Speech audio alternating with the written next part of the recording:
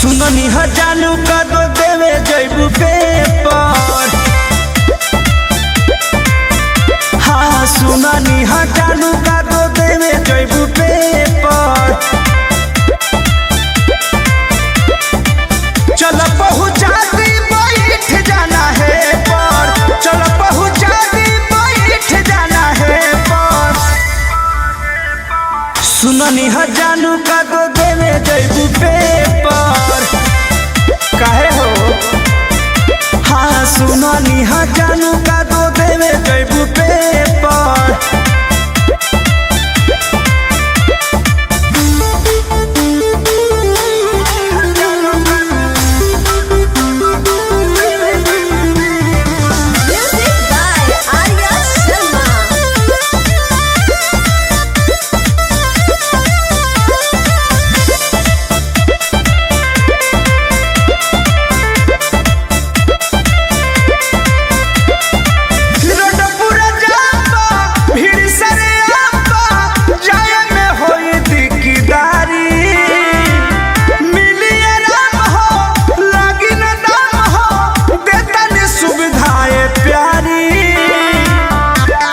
चला हम माने ना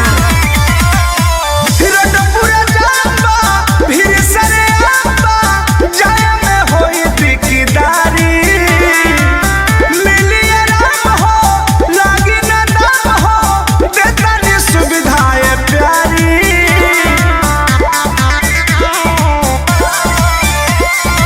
सामने बैठ के जराई दी भेपर।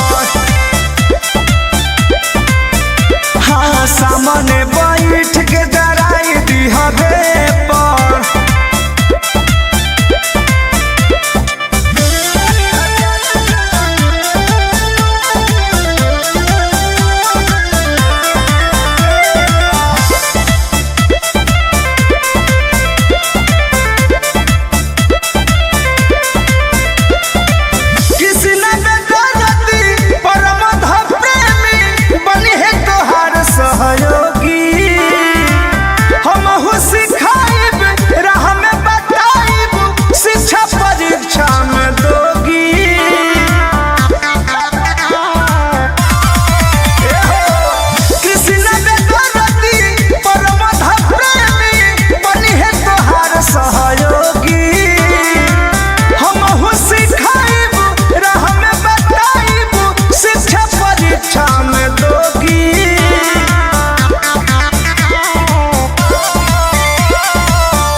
दिकदारी त हो जई हटे पर।